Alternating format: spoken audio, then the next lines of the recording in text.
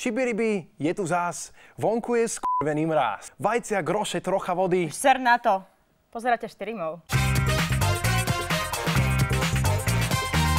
Dobrý deň, styrilováci. Ja som profesor Ciprián z Ústavu alternatívnej medicíny. Stímačka prebehla úspešne a podľa údajov zistených z minulých rokov sme prišli na takú vec sme prišli, že čím viacej vyšívaných žien a vyoblievaných je, tak klesá početnosť infekčných ochorení v celom priebehu roka.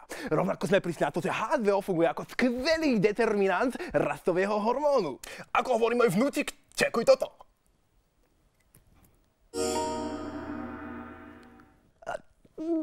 Vyšívaná čokoláda zase pozitívne vplývala vnútorné rozpoloženie ľudského osadenstva.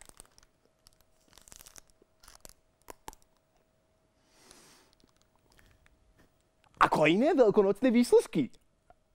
Česi poňali alternatívnu medicínu trošičku inak. Preto sa u nich od 2. apríla bude predávať v lekárniach marihuana. Môžeme sa tešiť na kvalitný matroš z Holandska a Izraela a také domáce odrody budú až o rok. Výdavky tejto úžasnej trávičky budú iba na predpis a nie na hociaký predpis, ale na elektronický, preto si more jointiky nespravíte z papierika. Budú sa predávať iba ako pilulky a ako vysušená travička. A hackerom svieti na krásny nový online drogový biznis, ale nie tak celkom legálny. Svoje morfujem, povedal aj Michal Hanzuš, ktorý ako blesk z jasného neba prestúpil zo San Jose Sharks do Chicago Blackhawks. Perie oblieka už od strednejšieho tréningu po boku osy Hosu. Počasie si 1. apríl poňalo po svojom a s prípravou na joke začalo už v marci. V žiadnej predvídateľnej dobe však si tento svoj joke nechce ukončiť. Z veľkého obecenstva si vystrelili aj HBO, ktorí oznámili zmenu v obsadení seriálu Game of Thrones. Odísť mala jedna z našich obľúbených postav Tyrion Lannister. Tak všetci boli, že čo? A potom, že HBO nie. Peťko Sagan si tiež nás vystrelil, ale jeho vtip bohužiaľ nebol svetom pochopený. Ako vtip si chytil krásny zadok blondiavej Belgičanky. Táto blondiavá Belgičanka to tiež nepochopila a udala ho. Google na 1. apríl vydal Google Nose, ktorý rozpoznáva vône. Tieto vône mali uložené akože v databáze, avšak pričuchnite si k monitoru. Tak túto vôňu v databáze určite nemajú.